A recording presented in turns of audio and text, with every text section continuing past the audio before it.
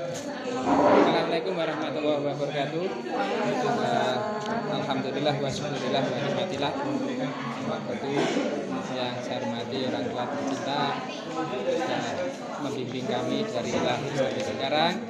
Tak lupa kepada rekan-rekan semua yang pada hari ini juga sedang melaksanakan tugasnya dengan baik. Langsung saja, di sini kami mau memaparkan tentang imajinasi, yaitu imajinasi tentang kegiatan atau kebutuhan manusia yang sehari-hari kita lakukan. Yang pertama yaitu terkait dengan barang, yaitu barang itu biasanya langka, kemudian menyesuaikan dengan kebutuhan.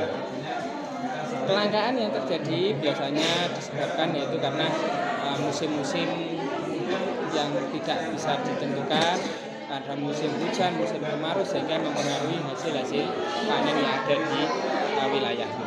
Kemudian distribusi juga sangat terganggu dengan adanya cuaca atau mungkin iklim-iklim di daerah sekitar. Untuk selanjutnya, bagaimana cara mengatasi, yaitu sangat efisiensi, yaitu menggunakan barang sesuai dengan kebutuhan. Efisiensinya termasuk dengan SDM, yaitu kita tidak menghambur-hamburkan barang yang memang bukan menjadi kebutuhan kita, termasuk dalam makan-memakan ya. Jadi kalau kita sehari-hari kan produksi yang paling penting itu peristiwa makan dan dimakan. Ketika kita membeli barang yang mungkin relatif lebih lama gunanya, sedangkan kebutuhan kita juga sangat banyak, perlu dipertimbangkan untuk memberi barang-barang yang mungkin sekiranya bisa dimakan untuk banyak waktu. Nah, tentunya kita harus efisien mungkin, bagaimana dengan dana sedikit bisa mencakup untuk semuanya.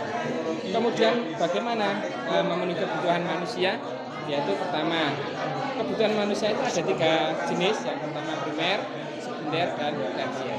Akan tetapi akhir-akhir ini kebutuhan tersebut menjadi berubah maknanya. Kebutuhan primer yang dulu hanya makan, minum, kebutuhan pakaian dan sebagainya, itu menjadi kebutuhan yang kesekian. Ya, kemudian ada kebutuhan sekunder. Kebutuhan sekunder ini meliputi hal-hal yang mungkin sekiranya tidak seharusnya segera kita miliki, tetapi kadang menjadi prioritas utama. Dan yang terakhir ini tersier. Tersier ini barang yang mungkin fungsinya itu jauh lebih tidak, artinya jarang digunakan, tetapi menjadi kebutuhan utama, yaitu misalnya seperti kendaraan. Ketika tetangga memiliki kendaraan, kita panas, kita ikut beli, padahal kita tidak bisa naik kendaraan itu. Nah, itu adalah kegiatan yang percuma.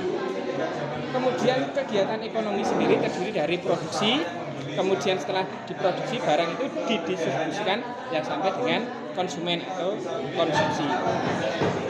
Kemudian permintaan pasar itu juga sangat berpengaruh. Karena apa?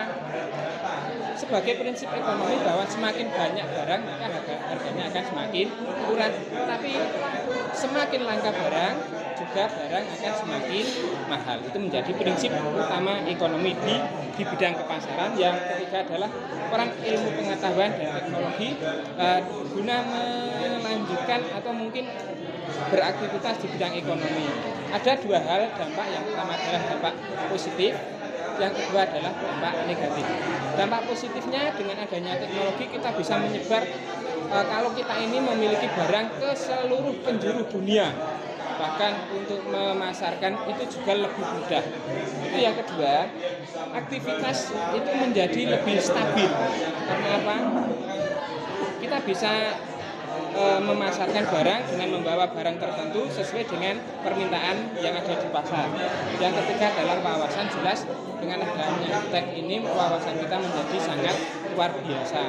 Kita tidak bisa melihat barang, tetapi kita bisa membeli barang itu melalui ilmu pengetahuan teknologi. Yang menjadi dampak negatif yaitu pertama adalah orang cenderung malas karena bisa melakukan transaksi di rumah tanpa harus pergi ke luar rumah, tinggal klik langsung barang bisa sampai. Kemudian pola pikir berubah. Pola pikir itu dulu dengan tetangga, dengan beli warung tetangga itu kita menjadi terbiasa, kita menjadi jarang berkomunikasi dengan tetangga di sebelah karena kita biasanya hanya mengambil, kita membutuhkan barang sudah sampai ya sudah cukup seperti itu. Tapi kalau kita belanja di warung, kita bisa beli barang, bisa silaturahim, dan kemudian bisa gerundel-gerundel dengan tetangga-tetangga. Apalagi kalau tetangga-tetangganya itu mungkin punya mobil baru, punya kendaraan baru, bahkan punya istri baru. Nah, itu biasanya menjadi bahan utama. Yang terakhir yaitu masalah moral. Biasanya dengan kita bertemu, kita akan sedikit menjaga etika kita dalam berbelanja.